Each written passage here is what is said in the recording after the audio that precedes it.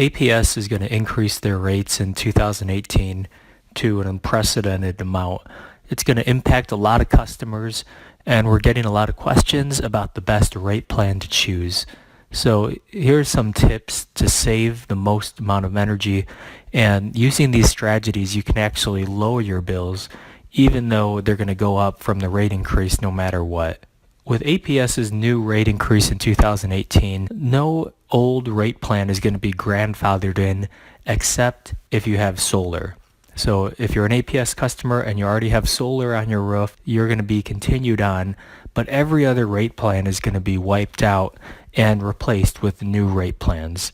If you're watching this after the APS rate increase has already taken into effect, there's still some good strategies that you can hopefully lower your bills and pick a different rate plan or strategy if you already haven't done so.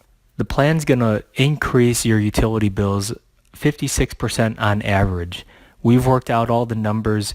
I believe APS is saying it's a 5% or 7% increase, but that's not true. We've looked at multiple scenarios, and across the board, we have a 56% average increase with a minimum of 30% increase and a maximum of 77%. So this is really going to hit customers hard. And the way APS is shifting is towards demand rate charges. And if you think of a unit of demand as slowly filling up a 5-gallon bucket compared to turning on a faucet all the way and filling that 5-gallon bucket up as quickly as possible, the demand is going to be much greater when you're filling it up faster compared to the slow trickle.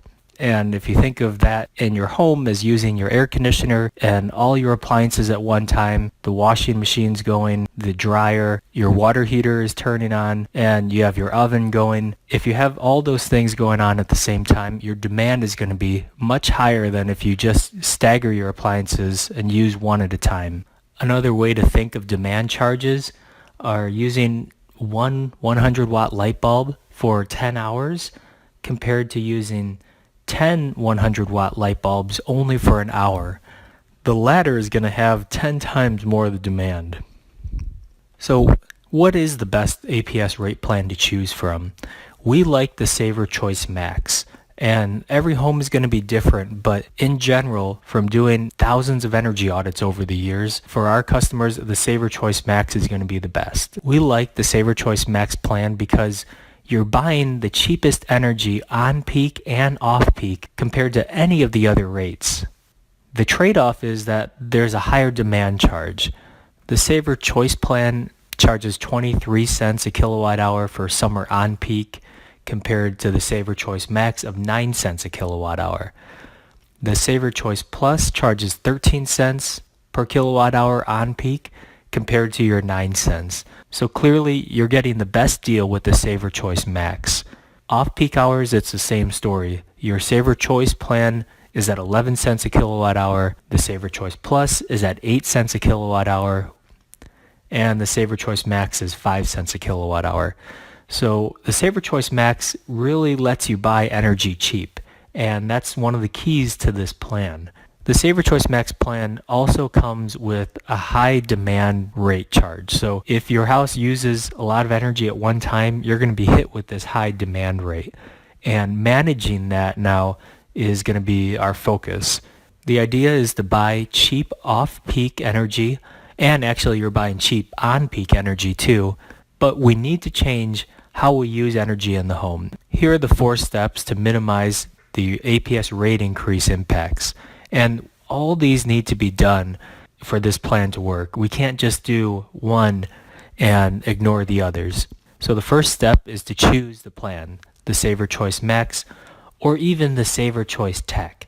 Both of those options have low summer on-peak and off-peak hours with a higher demand rate. The second step is to supercool your home. Now, supercooling is an idea that you take your thermostat down to 72, 73 degrees in off-peak hours, and that's when the cheapest rates are available. So you're buying cheap energy. You're going to take your thermostat all the way down. You're going to actually supercool your home. It's not just going to cool the air in the house, but it's also going to cool down the walls and the furniture, the rugs, even your clothes in the closet. Now, when your high cost on-peak hours arrive, that's when we're at risk of using more demand. And we want to manually or using a programmable thermostat, raise that thermostat up to the warmest temperature you could stand. We suggest doing it to 86 degrees, bumping your thermostat up really high. And that leads us to our third step. You must have an energy efficient home to keep the air inside your house. We've seen homes that have done supercooling and they give us a call and they say, my thermostat just raises really quickly. It's not comfortable in here. This isn't working. And it's because their insulation was really low. The ducts were leaking 20% of the air into the attic. You need an energy efficient home to make this work right, because that's going to keep all the cool air in your house in the summertime and the warm air in the winter. That way, when you turn the thermostat up to 86 degrees, it's going to ride up, but it may never get hotter than 83, 84 degrees in the house. And as it rises, it's going to rise at a much slower pace than if you have low insulation in the attic. The fourth step is to stagger your appliances. So put a water heater timer on, and it's going to shut the water heater off during on-peak hours. That's something that we really can't control, is how much or how frequently the water turns on, because it turns on and keeps the water at 140 degrees no matter if we're using hot water or not. Things we can control are how often the air conditioner runs, when we're cooking or doing dishes, when we're doing laundry, and even low energy use appliances like ceiling fans and lights, making sure those are turned off as well so we're not reaching our demand rate. Using these steps, you can expect to see a good amount of savings.